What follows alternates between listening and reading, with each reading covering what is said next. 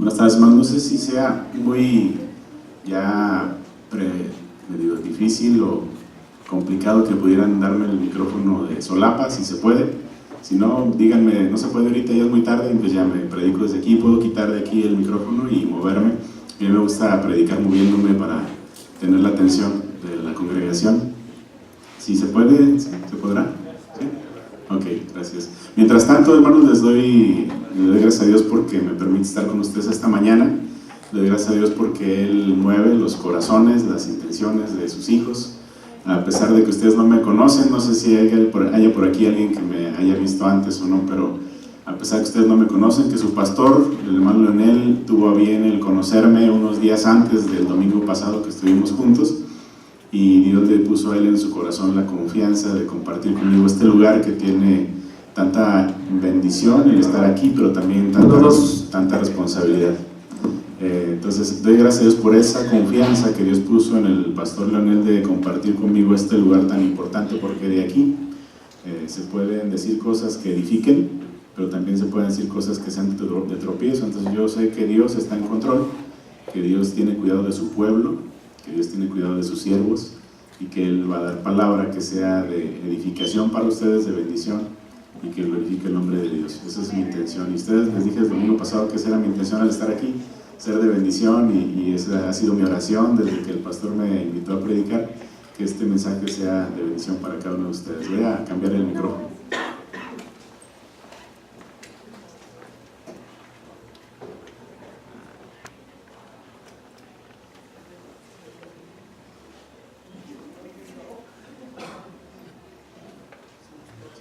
Bueno, 1, 2, 3, 6, 6, ¿sí? Muy bien. Gracias. Pues hermanos, yo doy gracias primero que su pastor me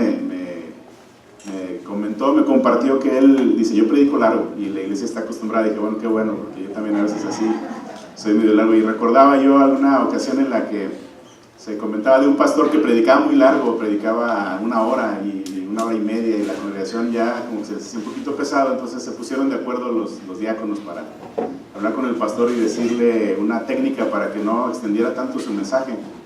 Y entonces le dijeron que le recomendaban que cuando subiera a predicar, él al momento de subir al púlpito se sacara una pastilla de esas que son para la garganta, y se la pusiera en la boca, esas famosas pastillas como las Halls, ¿no?, que tenemos por ahí, y que se la pusiera en la boca. Entonces le dijeron, póngase en la boca cuando va a empezar a predicar, ahí póngasela por un ladito, y esa va a ser la que nos va a ayudar para que controle su tiempo de predicación. Unas de estas pastillitas, y de hecho la traigo ahorita aquí porque la garganta traigo un poquito irritada, hace como un par de días me empezó a irritar, pero no pasa nada, el Señor es bueno. Y entonces él dice que la anécdota, que él se puso la pastilla en la boca al momento de ya empezar a subir a predicar, y empezó a predicar, y entonces pasó media hora y él seguía predicando, y los diáconos dijeron, bueno, pues ya no debe tardar en deshacerse la pastilla, ¿no? Y pasaron 45 minutos y él seguía predicando, y pasó 1 hora, y pasó 1 hora y media, y pasaron 2 horas, y empezaron a retirarse algunos porque dijeron, no, pues el mensaje quién sabe qué hora se va a acabar, y empezaron a retirarse. Y cuando ya llevaban 2 horas y media, uno de los diáconos finalmente se acercó, creo que se llamaba Héctor, no es cierto, se acercó ahí por un lado y le dijo, hermano, y le dice, ¿qué pasó? Y se acercó y le dice, ya, hermano, lleva 2 horas y media, y le dice, ¿por qué no corta la predicción? Ya no se le ha acabado la pastilla. Y entonces, no sé si ustedes sepan, pero muchos de los sacos que uno usa traen botones de repuesto. Entonces se lo saca, y dice, es que no se deshace, se saca un botón de repuesto del saco. Pues yo espero no cometer esa equivocación, y que el mensaje sea de bendición para ustedes, que la palabra sea recibida, y que sea edificante. En estas épocas en las que estamos ya en recogimiento, pensando acerca de Cristo Jesús, como Él es nuestra Navidad, y en la que muchas veces, aún como cristianos, cometemos la equivocación por la cuestión cultural, por la cuestión de la influencia de la sociedad en la que estamos inmersos, la equivocación de pensar en Navidad qué vamos a regalar, qué vamos a estar regalando a la gente que conocemos, a la que amamos, a la que queremos. Y yo digo, bueno, en realidad la Navidad no debería tratarse de regalos, porque el regalo más grande ya fue dado, y ese lo dio Cristo. Él entregó su vida en sacrificio, tuvo un ministerio fructífero de bendición, un ministerio tan fructífero que en nuestros días sigue siendo influencia, sigue siendo de bendición, sigue rescatando vidas. Su sangre fue derramada en la cruz y ese es el mejor regalo que podríamos recibir. Yo creo que en esta Navidad deberíamos pensar más bien, ¿qué le voy a dar yo a Jesús? Él es el que debería ser el festejado realmente, y en las reuniones familiares a veces es el más olvidado. Se tiene las cenas, nos preocupamos por el pavo, por el relleno, por los refrescos, por el pan y por todos los detalles, porque la familia esté unida, y es muy bueno que la familia esté unida. Es lo que Él quiere, nuestro Dios quiere unión y quiere que la familia siga siendo la base de nuestra sociedad. Sin embargo, a veces olvidamos el principal festejado, que es Jesús, y lo dejamos fuera de la puerta.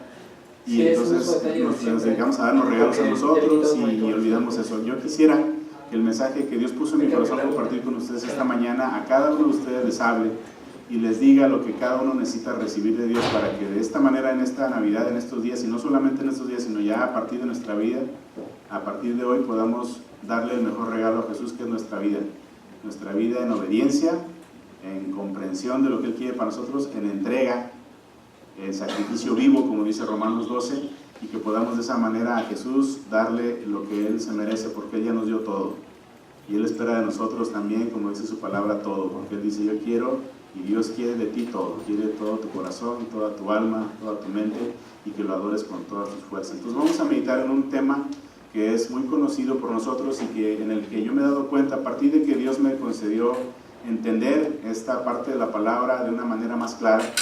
Yo sé que muchos de ustedes han podido estudiar la palabra y ver un pasaje y encontrar una enseñanza, y después también poder aplicar esa enseñanza a sus vidas, pero sin embargo volvemos a veces a ese mismo pasaje y encontramos otra nueva enseñanza. La palabra de Dios es inagotable y ella tiene grandes tesoros que hay que descubrir, y así me pasó a mí. Yo tengo, de que acepté a Cristo, como les decía el domingo pasado, más de 30 años, en el año 1980, y estudio la palabra, y cada vez que veo un pasaje encuentro una enseñanza, y luego lo vuelvo a estudiar y vuelvo a encontrar otra enseñanza, y Dios va viendo a través del Espíritu Santo el entendimiento, y vamos encontrando cosas nuevas que antes no entendíamos. Eso me pasó con este pasaje que vamos a meditar el día de hoy, y es un pasaje muy conocido, que es Hebreos 11, y vamos primero a partir del versículo número 1, pero yo quisiera que nos enfocáramos en todo el capítulo. Vamos a ver puntos importantes, versículos que considero sobresalientes en todo el capítulo, aunque todos son importantes, y vamos sobre ellos a encontrar por lo menos cinco aplicaciones para nuestra vida con respecto a lo que es el entendimiento de la fe. Por ahí les puse este PowerPoint, y ojalá podamos ahí tratar de más o menos comunicarnos, y los hermanos de allá arriba puedan ellos ir más o menos sintiendo dónde deben avanzar. Y ahorita vamos a ver ahí adelante el versículo que conocemos y que está ahí en Hebreos 11. Dice que es, si ustedes lo saben, repítanlo conmigo en voz alta, los que se lo sepan, los que quieran leerlo en su Biblia también. Dice: es pues la fe, la certeza de lo que se espera, la convicción de lo que no se ve. ¿Quién conocía este pasaje? A ver, muy bien, ¿quién se lo sabía de memoria de los que lo conocían? También casi la mayoría. Bueno, bajen su mano. Yo lo conozco también de memoria, pero generalmente fíjense que hay una diferencia entre lo que la palabra nos muestra o nos quiere decir, lo que el autor de un libro o una carta nos quiere compartir, y lo que nosotros a veces comprendemos o queremos entender de acuerdo con la cultura o de acuerdo con la información cultural o la influencia popular. Yo creo que Hebreos 11.1 lo hemos entendido muchas veces, a lo mejor ustedes no, a lo mejor yo lo malentendí mucho tiempo, pero no sé si lo hemos entendido siempre desde la perspectiva de lo que Dios puede hacer por nosotros. La fe, decimos que con la fe podemos creer y tener la confianza de lo que esperamos y la convicción de lo que no vemos. Pero este pasaje de Hebreos 11 yo creo que tiene otra perspectiva muy diferente. El autor de Hebreos, que no sabemos quién sea, unos dicen que Pablo, otros que Apolo, no sabemos quién es, pero sabemos que fue inspirado por el Espíritu Santo. Y este autor, él quiere transmitirnos algo diferente a lo que creo que hemos popularmente conocido, por eso le puse ahí popular o verdadera, ¿verdad? Creo que le puse así, o bíblica. La información bíblica. El autor del capítulo número 10 viene hablando acerca del sacrificio de Cristo, del capítulo 9, del capítulo 8 viene hablando acerca de nuestro sumo sacerdote según el orden de Melquisedec. Nos viene hablando acerca de cómo Cristo es el único y especial y perfecto sacrificio, el cual no tiene que volver a suceder, y que aquellos que creen en Él pueden tener la bendición de tener vida eterna y perdón de pecados, que podemos recurrir a Él, y que Él ha sido ahora nuestro acceso a la presencia misma de Dios, cuando culturalmente en el tiempo de los judíos la importancia del lugar santísimo era tal que no solamente el sumo sacerdote podría entrar, y solamente una o dos veces al año dependiendo del tiempo cultural, Y era tan especial, hermanos, no sé cuántos ustedes sepan, y yo les comento cuando tengo la oportunidad de compartir la palabra con el pueblo de Dios, siempre no pierdo la oportunidad de decirles, es tan importante conocer el contexto cultural de los acontecimientos bíblicos, la cuestión de lo que sucedía en aquel tiempo, lo que significaba el griego, el hebreo, y lo que quería decir en aquel tiempo, que cuando empezamos a no solamente leer la palabra, sino a apoyarnos de recursos bíblicos para poder comprender el contexto cultural, para poder entender todo lo que conlleva, podemos saborear más la palabra, entender mejor su mensaje y apropiarnos de él. Entonces yo les animo a que ustedes, si ya lo hacen, que lo sigan haciendo, y si no, que lo hagan. Ayúdense de recursos, de teólogos, y que puedan ellos entonces ayudarnos a entender mejor la palabra de Dios. Y esto lo digo porque les decía yo que cuando el sacerdote entraba, el sumo sacerdote entraba al lugar santísimo, era tan especial que nadie podía entrar ahí. Sin embargo, existía la probabilidad, como existe en nuestros días, de que esa persona que entraba pudiera sufrir un infarto, un desmayo, cualquier cosa, y podía quedarse dentro y nadie podía entrar. Entonces, no sé cuántos ustedes sepan, pero les amarraban un mecate en uno de los tobillos al sumo sacerdote cuando entraba al lugar, antes de entrar al lugar santísimo. Ofrecía sacrificio por él primero, se volvía a salir, se preparaba otra vez, ofrecía sacrificio por el pueblo y entonces ya entraba al lugar santísimo. Pero entraba con este mecate que daba hasta afuera, hasta la parte de afuera. Las personas que estaban ahí, líderes religiosos, estaban con el mecate listos. Si después de cierto tiempo el sacerdote no salía, le hablaban, y si no contestaba, le jalaban, porque si se moría adentro ellos no podían entrar. Entonces era tan especial. Sin embargo, el autor de Hebreos dice, ahora, por medio de Cristo Jesús, tenemos acceso a ese lugar. Podemos ir a la misma presencia de Dios y poder contarle nuestras necesidades, poder confesar nuestros pecados, y Él es fiel y justo para perdonar nuestros pecados, como dice el apóstol Juan, y limpiarnos de toda maldad. Entonces a mí se me hace muy bonito cómo el autor de Hebreos nos lleva al capítulo 11, que muchos le conocen o le llaman la galería de la fe. No sé si habían escuchado esto, pero el capítulo 11 es la galería de la fe. Habla ahí de muchos hombres de Dios que tuvieron fe y por eso pudieron hacer lo que pudieron hacer. Entonces, Hebreos 11:1 es pues la fe, la certeza de lo que se espera y la convicción de lo que no se ve. Y les digo, si vamos a ir más adelante, vamos a ver qué dice ahí el versículo o el pasaje. A nuestros hermanos que están ahí arriba. ¿Cómo entendemos esa fe? ¿Cómo la entendemos? Está ahí el versículo y seguimos adelante. A la luz de Hebreos 11:1 generalmente entendemos que gracias a la fe podemos tener la plena confianza de que tarde o temprano Dios nos concederá o hará lo que le pidamos, ¿no es cierto? Decimos, si tú tienes fe, Dios va a conceder lo que tú quieras. Y aquí es donde entra, hermanos, el cambio de mentalidad que yo quisiera que el Espíritu Santo obrara en ustedes, y como lo ha estado tratando de obrar en mí, que empezamos a percibir las cosas como deben ser de acuerdo con este contexto bíblico. Y ahorita lo vamos a descubrir. Fíjense que en Hebreos 11 la palabra convicción, cuando dice la convicción de lo que no se ve, la palabra griega que se utiliza ahí es la misma que utiliza en Juan 16, donde se está hablando acerca del Consolador, del Paracleto, del Espíritu Santo. Vamos a ver ahí adelante donde dice el pasaje de... Adelante.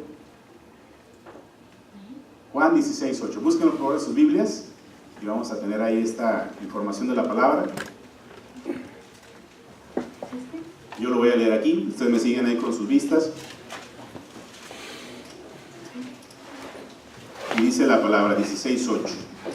Hablando del Consolador, del Señor Jesucristo, dice, yo les enviaré a otro Consolador, ¿verdad? O sea, que tiene la misma autoridad, el mismo poder que el Señor Jesucristo.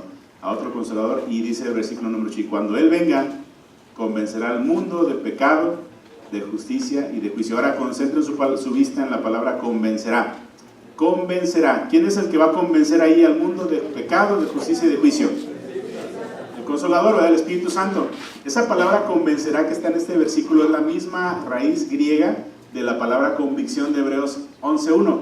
Eso quiere decir, hermanos, de acuerdo con esto, si le van ahí ven ahí la imagen, les vamos a dar cuenta que en este caso no es una convicción interna, es una convicción externa la que va a haber en nuestra vida. ¿Quién nos va a convencer?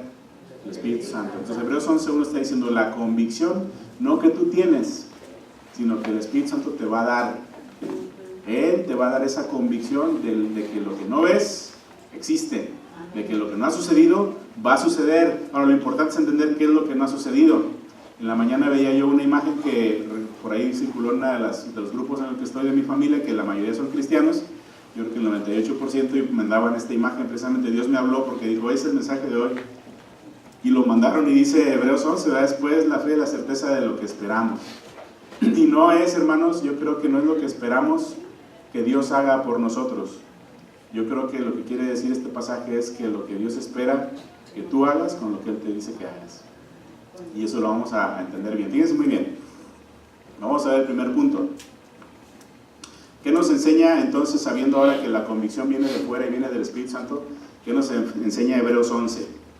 En primer lugar, por esa fe que el Espíritu Santo inyecta en ti y en mí, aprendemos que hay que tener una total certeza de que el universo fue creado por la sola y poderosa palabra de nuestro Dios. Vean el versículo número 3 de Hebreos 11. Dice ahí Hebreos 11, 3. Por la fe, es decir, por esa convicción que el Espíritu pone en ti, entendemos haber sido constituido el universo por la palabra de Dios, de modo que lo que se ve fue hecho de lo que no se veía. Se necesita convicción de parte del Espíritu Santo para creer que lo que no se veía dio lugar a lo que ahora se ve, que de lo que no existía Dios dio lugar por su palabra a lo que ahora existe. Y por esa fe que Dios a través del Espíritu Santo inyecta en nosotros, entendemos que el universo fue creado así. En nuestros días y desde la antigüedad se ha tenido muchas teorías, muchas influencias diabólicas de que el universo no fue creado por un ser superior. Y ya lo sabemos, y los jóvenes en nuestros días y en días cuando yo estudiaba en la universidad y en la preparatoria, entendíamos por la ciencia que no fue creado el universo por un Dios, que es algo un mito, que es algo místico, y que en realidad fue el universo dado origen de otras maneras. Y hay muchas teorías, y ustedes jóvenes y hermanos adultos y los niños a lo mejor ya están en la escuela y ya empiezan a conocer estas teorías, la teoría de la evolución, la teoría de la bola esa grande, el magma que estaba gigante, que andaba rodando, que un día llegó un momento en que explotó y que entonces dio lugar a las galaxias y a los planetas y a los soles. Y entonces hay muchas teorías, la teoría del famoso caldo de cultivo aquel en el que se dieron por una manera maravillosa ciertas circunstancias que dieron origen a la primera célula, y luego el primer organismo celular, y luego el multicelular, y entonces de ahí salieron las patitas, y luego empezó a caminar afuera del agua, porque ya se había aburrido de estar en el agua, y empezó a sacarle más piecitos, y empezó a caminar, y ahí empezamos a creer muchas cosas, y dicen algunos escritores que se necesita más fe para creer eso que para creer lo que dice la palabra. Sin embargo, Dios nos da la convicción de que Dios es el que creó el universo, y eso lo logra el Espíritu Santo. A ti te pueden decir muchas cosas, y yo he preguntado a gente que me ha confrontado con eso, me dice, es que es una bola que empezaba ahí, y el Big Bang famoso, y yo le decía, bueno, ¿y quién hizo la bola? No, pues se hizo sola. Entonces tienes más fe en creer que se hizo sola que la hizo Dios, o lo que sea, como Dios haya creado el universo, Él tiene poder para hacerlo de la manera como Él quiere hacerlo.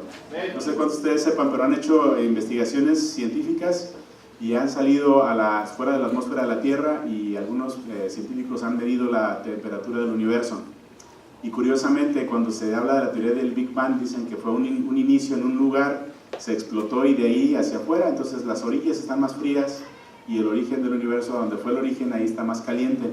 Y han medido con medidores que miden con láser distancias enormes la temperatura en las 4 direcciones, porque ya saben que en el espacio no hay ni arriba ni abajo, ni a la derecha ni a la izquierda, y han medido en todas direcciones, y curiosamente siempre es 1 grado Kelvin en cualquier dirección. Entonces hay muchas cosas que podríamos argumentar, y a mí me gusta mucho la apologética acerca de la creación del universo. Sabemos por la existencia del Espíritu Santo, por el poder de Dios, que el universo existe por el poder de la palabra del Señor. Él lo creó, y yo tengo esa confianza de que Él lo creó. No sé cómo lo haya creado, ni me interesa, la Biblia no dice nada más que Él hizo las lumbreras, que hizo las plantas, que sacó del agua lo seco, y yo lo creo porque el Espíritu Santo me ayuda a entenderlo. Es lo que dice Hebreos 11.3.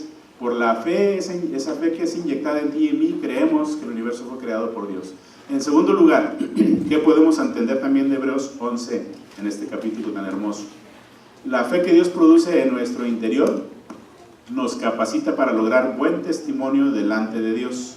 Entonces fíjense cómo poco a poco vamos dándonos cuenta que la fe no se trata de lo que yo quiero que Dios haga, se trata de lo que Dios quiere que tú hagas, y que estés convencido de eso, de que Él quiere que lo hagas. ¿Por qué? Porque dice Hebreos 11.4, y ahí lo tenemos. Por la fe Abel ofreció a Dios más excelente sacrificio que Caín, por lo cual alcanzó testimonio de que era justo, dando Dios testimonio de sus ofrendas, y muerto aún, hablaba por ella. Entonces, ¿quién ofreció sacrificio a quién? ¿Dios le concedió a Abel lo que él quería, o Abel le concedió a Dios lo que Dios quería? Abel alcanzó por ese sacrificio buen testimonio de que era justo. Entonces, de acuerdo con Hebreos 11:4, la fe nos ayuda a alcanzar buen testimonio delante de nuestro Creador. La fe no nos ayuda para hacer una carta de requisitos y peticiones de lo que yo quiero y decirle a Dios, por fe te pido que me concedas esto, porque dice tu palabra que es pues la fe, la certeza de lo que se espera y la convicción de lo que no se ve. Entonces viene Dios y dice, a ver, sí, y lo firma, listo, concedido. Eso no es lo que el autor de Hebreos quiere decirnos. Él está diciendo que por la fe, para empezar, entendemos que el universo fue creado por Dios. En segundo lugar, nos está diciendo que por la fe alcanzamos buen testimonio delante de Él. No se trata de mí. En esta sociedad en la que estamos inmersos, el humanismo está muy fuerte y se trata todo de nosotros. Ve y cómprate tu mejor carro, cómprate la mejor casa, vive acá, esto es tu mejor vida, cómprate esto, ve al centro comercial, se te trata como si fueras un príncipe, como si fueras un rey, pásale, ¿verdad? Y si vas a comprar, con mayor razón. Si vas a un banco y vas a pedir un préstamo, haga cola, pero si vas a invertir, pásase por acá, ¿no? Y te pasan con los ejecutivos directamente. Y si se trata, y dice, voy a invertir unos 10 millones, pásale a nuestra sala VIP. Y entonces se trata de ti, pero aquí se trata de Dios, no se trata de nosotros. Se trata de no tanto que yo le quiero pedir a Dios, sino lo que Él te quiera pedir a ti. Por eso Hebreos 11:4 dice, es pues la fe lo que te ayuda para alcanzar buen testimonio delante de Dios, como Abel lo alcanzó delante de Dios, dándole lo mejor de su corazón, no solamente su ofrenda pura, sino lo mejor de su corazón. Y eso es lo que Dios viene a ver, más que en Caín. Número 3.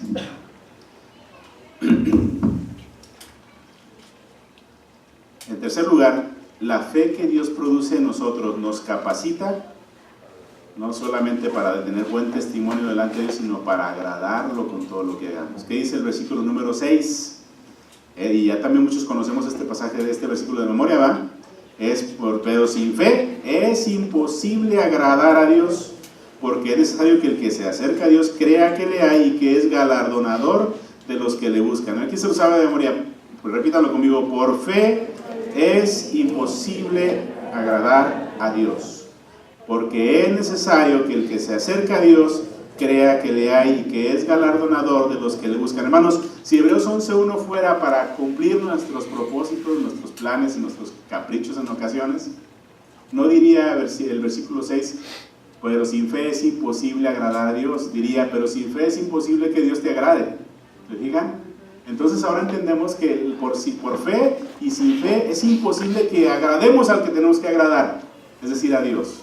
¿Y cómo le vamos a agradar? Bueno, el escritor de Hebreos se está proponiendo a través de todo el resto del capítulo mostrarnos cómo podemos agradar a Dios, cómo podemos tener buen testimonio delante de Él, qué debe hacer la fe en nuestras vidas de tal manera que Dios sea glorificado y que Dios sea el que sea exaltado y que no sea yo el que esté pidiéndole lo que quiera que Él haga.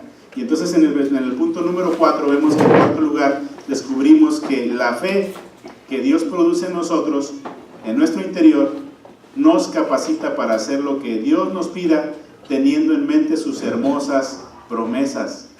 Fíjense cómo el escritor de Hebreos 11 ahora nos lleva a través de ciertos versículos que voy a citar con ustedes, y los apunté ahí. Versículo número 7, y observen cómo estos hombres de Dios hicieron cosas que agradaban a Dios, cosas que Dios les pidió que hicieran, y vamos a ver cómo lo están entendiendo ellos, o cómo lo entendieron en su tiempo. Versículo número 7, por la fe, Noé, cuando fue advertido por Dios acerca de cosas que aún no se veían, con temor preparó el arca que su casa se salvase, y por esa fe condenó al mundo y fue hecho heredero de la justicia que viene por la fe. Noé, en este punto el autor se concentra en Noé. Yo cuando recuerdo a Noé me acuerdo mucho y pienso, y como muchas veces pensamos de los personajes importantes del Antiguo Testamento, de los patriarcas y de todos estos personajes, pienso mucho en ellos como alguien muy especial, y muchos predicadores se han propuesto, y a lo mejor el pastor Leonel también lo ha hecho, el hacernos entender que no eran especiales en ningún sentido. Dios es el que es especial, y es el que los hizo especiales cuando ellos tuvieron confianza en Dios. Noé es uno de ellos.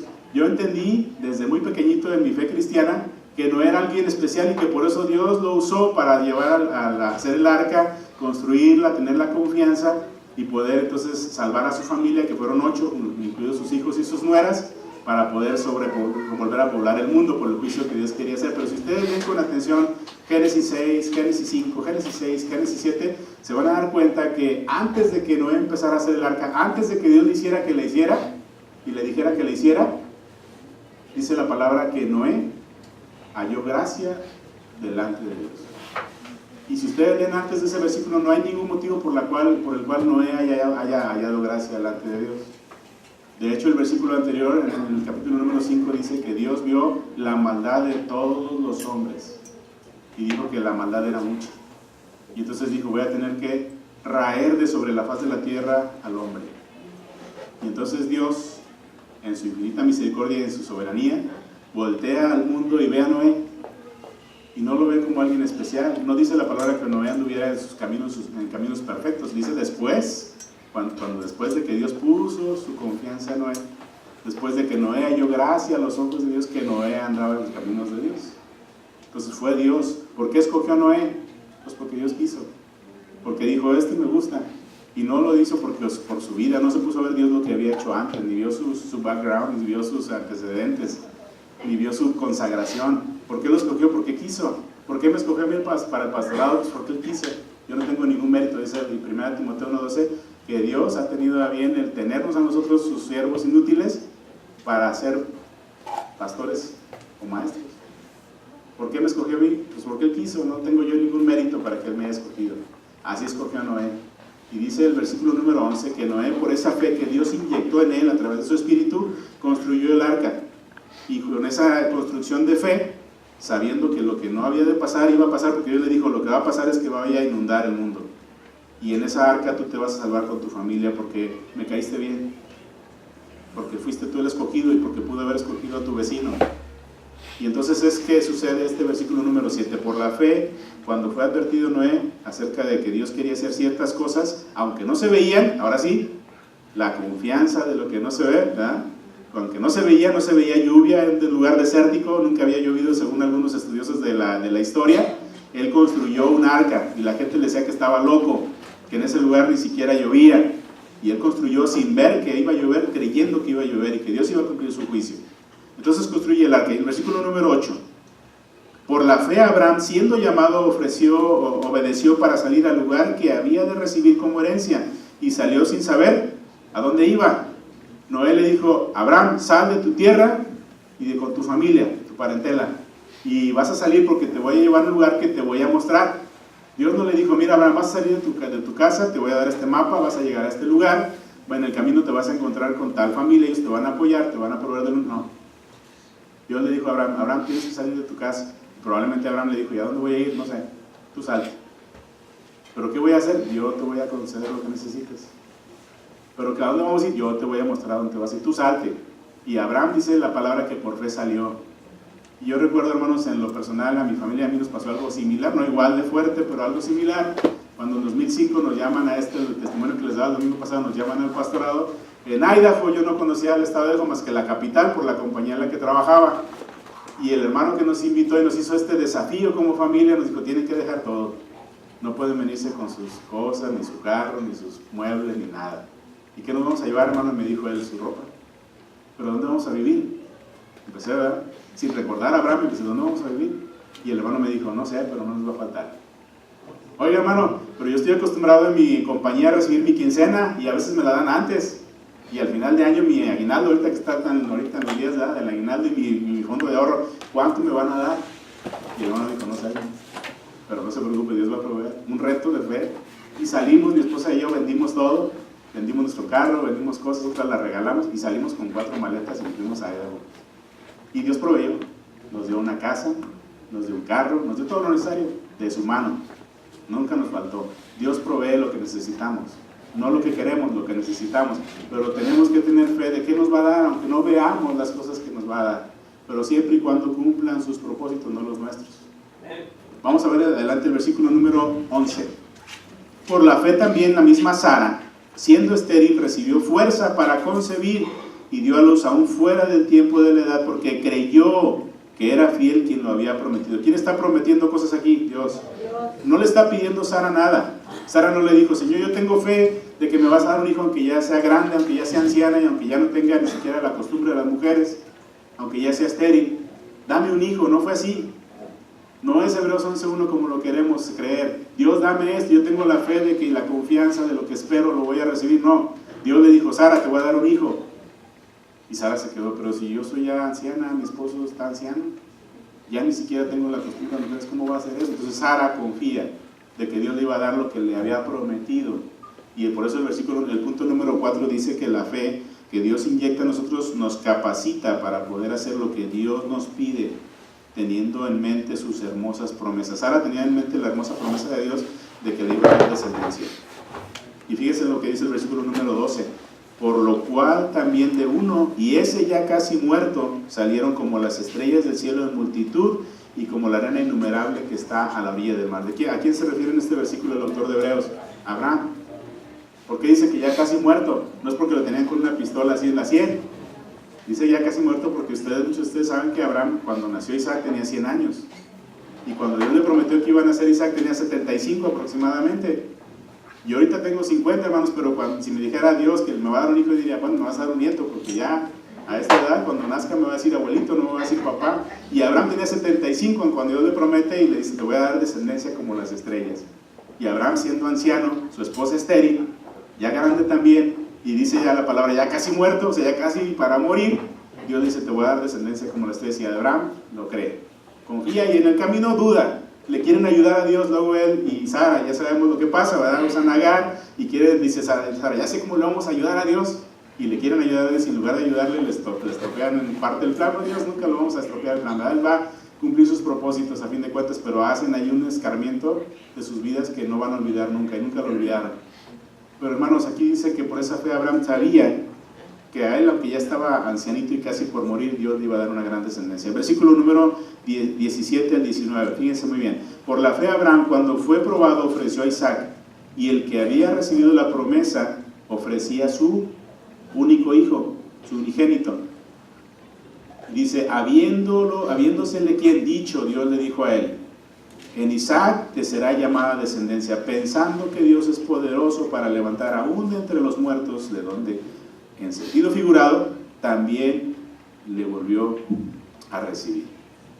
Dios le dijo, te voy a dar descendencia en Isaac. Finalmente a los 100 años nace Isaac. Yo creo que Abraham estaba contento. Dios cumplió su promesa. Y unos años después, Dios le dice, oye Abraham, tengo una tarea que quiero que hagas. Dios pidiéndole a Abraham lo que quería que hiciera. No Abraham pidiéndole a Dios lo que quería que Dios hiciera. Voy a hacer ahora algo contigo. Quiero que me sacrifiques a tu hijo. Y yo creo que Abraham dijo, bueno, Dios me prometió que me iba a dar un hijo para tener descendencia, ahora quiere que lo sacrifique. Y dicen que Isaac tenía entre 7 y 12 años, más o menos. Entonces a esa edad no había procreado, obviamente, no había tenido hijos, pero Dios le había prometido que iba a darle por él descendencia, como las estrellas. Y le dice, quiero que sacrifiques a tu hijo único. Y no solamente Dios hizo eso, sino que aparte el Señor le echó un poquito de limón a la herida y le dijo, a ese que tú amas. Entonces Abraham, por fe, ¿qué hizo? Prácticamente lo sacrificó. Lo llevó hasta el lugar que ya sabemos, preparó el holocausto, preparó el altar, tomó el cuchillo, amarró a su hijo, lo puso sobre el sacrificio y estuvo a punto de matarlo. Porque él sabía que si Dios había prometido que le iba a dar descendencia, dice ahí más adelante el versículo 19, aún a pesar de que hubiese matado a Isaac, Dios lo iba a revivir para darle descendencia. Porque Dios lo que promete, lo cumple. Y eso es lo que Dios está haciendo en nuestras vidas. Y espero que hoy, el día de hoy, toque tu corazón y entiendas que lo que habla Hebreos 11 es, yo quiero que hagas algo porque te estoy prometiendo algo. Por eso dice el número 4, es lo que nos capacita para hacer lo que Dios nos pida teniendo en mente sus hermosas promesas. Versículos 24 y 26, por la fe Moisés, hecho ya grande, rehusó llamarse hijo de la hija de Faraón, porque eso le hubiera dado muchos privilegios, hubiera salvado el pellejo y hubiera hecho una vida muy prolífica económicamente y de todo tipo, ¿no? Pero dice ahí que por la fe se rehusó llamarse hijo de la hija de Faraón, escogiendo antes ser maltratado con el pueblo de Dios que gozar de los deleites temporales del pecado, teniendo por mayores riquezas el vituperio de Cristo que los tesoros de los egipcios, porque tenía puesta la mirada en el galardón. Cuando tú y yo somos llamados a cumplir un propósito de Dios, y el hacerlo implica sacrificio, implica dificultades, No pongamos los ojos en las dificultades y en los sacrificios, pongamos los ojos en el galardón que nos espera. Y eso nos va a animar a seguir adelante. Eso es lo que animó a Moisés. Dice ahí que él sabía que iba a recibir esas dificultades. ¿Se acuerdan? Durante el vagar del pueblo hebreo en Egipto, en el desierto, después de haber salido de Egipto, cómo le reclamaban. Y todo, no era un reclamo como aquí, una congregación que somos 80 o 100 y que nos decimos, hermano, fíjese que le reclamaran al pastor. No, era 1 millón de personas aproximadamente las que le reclamaban cada diario. Oye, Moisés, ¿y por qué nos trajiste aquí? Estamos muriendo de hambre. Allá en Egipto éramos esclavos, sí, éramos esclavos, pero teníamos carne para comer. Entonces Dios les da un escarmiento, ¿verdad? Y manda aquellas aves a que pueblen, y 1 metro de altura, dice, por 1 kilómetro de largo, de carne, para que se hartaran de carne y entendieran que no era eso lo que Dios quería de ellos. Moisés soportó todo eso no porque en el momento se concentraba en los reclamos del pueblo. A veces sí lo hacía, dice, Señor, yo quedo con tu pueblo ya, quiero que tú hagas cargo de ello, ya no quiero ser el dirigente de este pueblo, son cabezones, me reclaman, me obstaculizan la obra, me hacen sentir mal. Entonces Dios dice, sigue adelante porque tengo promesas para ti. Y dice el autor de Hebreos que finalmente Moisés puso la mirada en Cristo, por el Espíritu Santo. Y él con esa mirada en Cristo siguió adelante hasta que tuvo que hacer lo que tuvo que hacer. En quinto lugar, hermanos, y último, fíjense muy bien lo que dice ahí el PowerPoint. La fe que Dios produce en tu interior te capacita para hacer lo que Dios quiere que hagas, cuando Él quiera que lo hagas, de la manera como Él quiere que lo hagas, aún sin haber recibido lo que Él te ha prometido. Esa es la verdadera fe de Hebreos 11. Fíjense muy bien lo que dicen los versículos que puse ahí como énfasis. Versículo número 13 dice ahí, conforme a la fe murieron todos estos. ¿De cuáles ha hablado ahí? De Abel, de Moisés, de Abraham, de Sara. Conforme a la fe murieron todos estos sin haber que recibido lo prometido, sino mirándolo de lejos y creyéndolo y saludándolo y confesando que eran extranjeros y peregrinos sobre la tierra. Como ejemplo está Moisés. Sabemos que desobedeció la segunda vez que le pidió a Dios agua. Dios le dijo, háblale a la piedra. ¿Y qué hizo Moisés? Desesperado por lo duro que era el pueblo y por tanta presión que tenía sobre él. ¿Qué hizo Moisés? ¡Ah! Ahí está la piedra, ya está el golpe para que vuelva a salir. Y salió agua, pero dijo Dios, no me obedeciste. Yo te dije que le hablaras a la piedra, no que la golpearas en la segunda vez. Y por esa desobediencia no vas a poder entrar a la tierra prometida. Yo decía cuando estaba joven en mi fe, decía, pero ¿por qué? Nomás porque le pegó a la piedra ya no lo dejó entrar. Y 40 años de vagar en el desierto y batallar con esa gente. Y entendí después que de acuerdo con la responsabilidad es cómo se te califica. Moisés tiene una responsabilidad tan grande que esa falla era una falla grandísima para su ministerio. Y Dios no lo pasó por alto. Sin embargo, dice el versículo ahí, el 13 que leímos, que ellos miraron de lejos las promesas de Dios. ¿Qué fue lo que pasó con Moisés? Dios le dijo, ya vas a ser reunido con tus antepasados. Entonces, sí, ya iba a morir. Pero quiero que subas a este monte y veas la tierra que van a poseer. Josué y Caleb y otros 4 los van a llevar a ese lugar. Pero tú no vas a poder entrar, pero sí lo vas a poder ver. Y Moisés dice que lo vio de lejos la tierra prometida, la tierra que fluía leche y miel. Y por eso el versículo 13 de Hebreos dice, por fe vieron a la distancia lo que Dios había prometido. Moisés no recibió la promesa, sin embargo cumplió su propósito, el propósito que Dios tenía para él. Vamos a ver ahora los versículos adelante, versículos del 32 al 39. Y fíjense todos estos personajes y todos estos acontecimientos que narra el autor de Hebreos 11, cómo nos llevan a entender el punto número 5. Versículo 32 en adelante. ¿Y qué más digo? Dice el autor, porque el tiempo me faltaría contando de Gedeón, de Barak, de Sansón, de Jefté, de David, así como de Samuel y de los profetas que por fe conquistaron reinos, hicieron justicia, alcanzaron promesas, taparon bocas de leones, apagaron fuegos impetuosos, evitaron filo de espada, sacaron fuerzas de debilidad, se hicieron fuertes en batallas, pusieron en fuga ejércitos extranjeros, las mujeres recibieron sus muertos. ¿Se acuerdan de aquella viuda que su hijo murió y que el profeta Elías lo revivió? Bueno, las mujeres recibieron otra vez en vida a sus hijos en resurrección, mas otros fueron atormentados, no aceptando el rescate a fin de obtener mejor resurrección. Otros experimentaron vituperios y azotes, y además de esto prisiones y cárceles. Fueron apedreados, aserrados, puestos a prueba, muertos a filo de espada, anduvieron de acá para allá. cubiertos de pieles de ovejas y de cabras, pobres, angustiados, maltratados, de los cuales, dice el autor de Hebreos, el mundo no era digno, errando por los desiertos, por los montes, por las cuevas y por las cavernas de la tierra. Y todos estos, fíjense cómo termina el versículo 39, todos estos que sufrieron todo esto, aunque alcanzaron buen testimonio mediante la fe que Dios pone en sus corazones y en el mío y en el tuyo, no recibieron lo prometido. Cuando yo entendí esto, hermanos, dije, wow, como dicen los gringos, ¿no? Wow, qué tremendo. Estos hombres hicieron todo lo que tuvieron que hacer y murieron, muchos de ellos sacrificados como mártires, sin recibir lo que Dios les había prometido. ¿Qué prometió? Pues que vendría Cristo y que moriría por ellos y que les daría vida eterna, y no lo recibieron. Sin embargo, hicieron lo que Dios quería que hicieran. Hermanos, Hebreos 11 no es para decirle a Dios, yo, Señor, quiero que me des un mejor trabajo, quiero que mi esposa la corrija, así que ya no me esté regañando tanto, quiero que mis hijos adolescentes sean obedientes, y mira, fírmale, porque dice Hebreos 11.1 que la fe es la certeza de lo que espero y la convicción de lo que no veo. Eso no es Hebreos 11.1. Hebreos 11.1 es, ¿estás listo, hijo?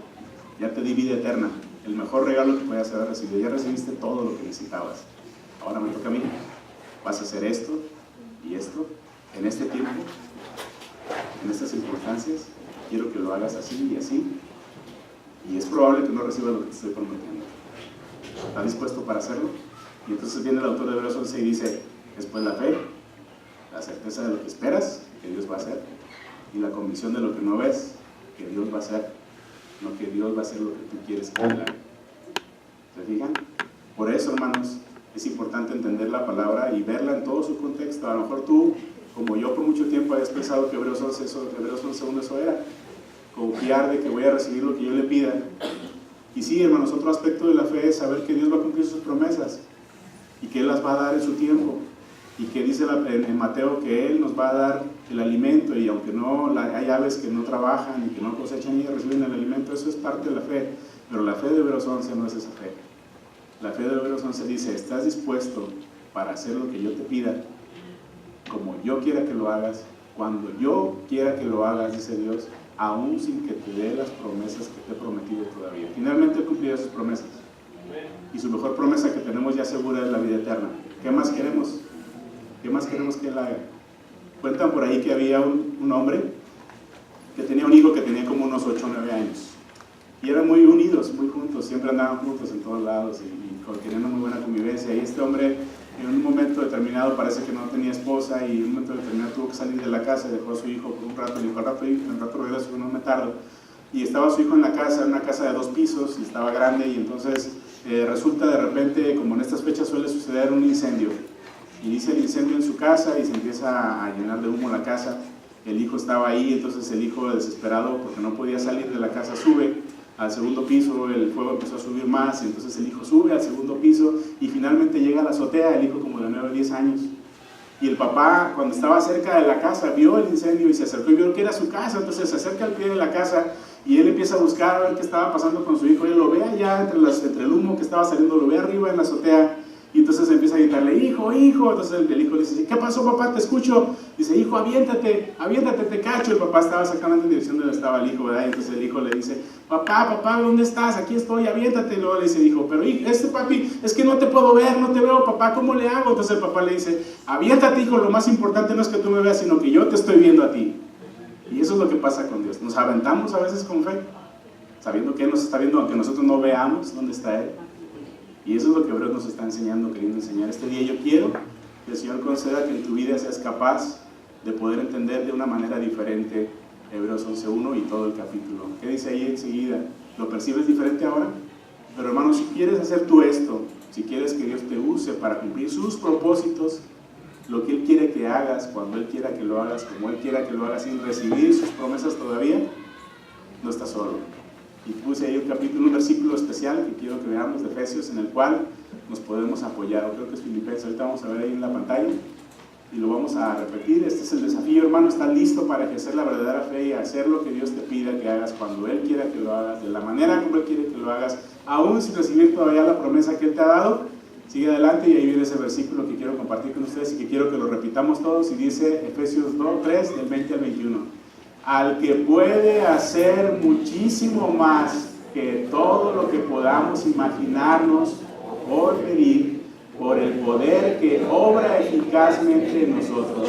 A Él sea la gloria en la iglesia y en Cristo Jesús por todas las generaciones, por los siglos de los siglos. Amén. Subrayé, hermanos, el poder que obra eficazmente en nosotros. ¿Cuál es ese poder? El poder del Espíritu Santo. Él te va a capacitar, si confías en Dios, si tienes la fe suficiente, para que su Espíritu Santo te capacite.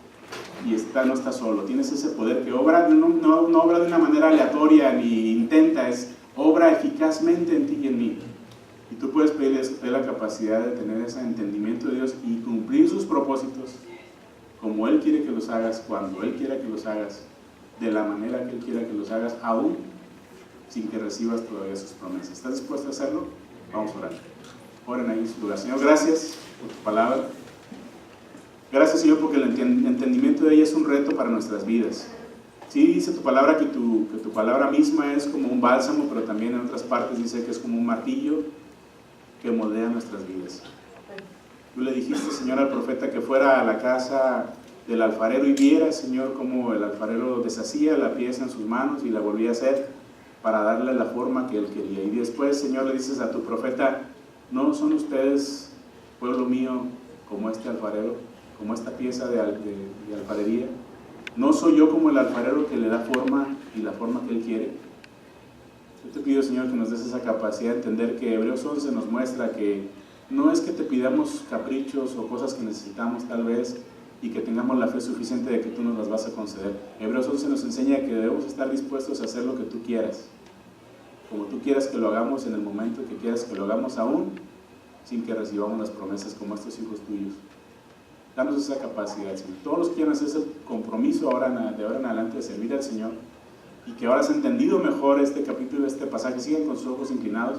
Y si quieres hacer un compromiso delante de Dios, no delante de mí ni delante de la iglesia, delante de Dios, de ser obediente a lo que Él te pida que hagas en tu vida, como Él quiera que lo hagas, aún si recibes sus promesas, que el Espíritu Santo te capacite y te dé esa capacidad de fe, y te pongas de pie haciendo este compromiso delante de Él. Y voy a terminar la oración. Señor, gracias porque tu pueblo está aquí reunido, Señor, y se compromete delante de ti para cumplir tus propósitos en sus vidas. Yo te pido, Señor, que ellos recuerden que no están solos, sino que tienen al poder de tu Espíritu que opera eficazmente en cada uno de ellos. Y que este compromiso que hacen delante de ti, Señor, les conceda la bendición de poderlo llevar adelante. ¿Para qué? Para que tu nombre sea glorificado y que tu pueblo sea edificado. Bendice al hermano Leonel, a su esposa Marta, a cada uno de los líderes de la iglesia. Gracias, Señor, por la oportunidad que me diste de compartir con ellos tu palabra este mediodía. Te pido que sea de bendición, que sobre todo, Señor, en primer lugar glorifique tu nombre y en segundo lugar edifique a tu pueblo, y que produzca en nosotros cambios que también te glorifiquen. Los pongo en tus benditas manos, Señor, y pido que los guíes, los sostengas y los prosperes en la obra. Que estemos dispuestos, Señor, a hacer tu voluntad, aún a pesar de no recibir las promesas que nos has dado todavía. Te lo pedimos en el nombre de Cristo Jesús, nuestro único y suficiente Salvador, que ya dio todo por nosotros. Amén.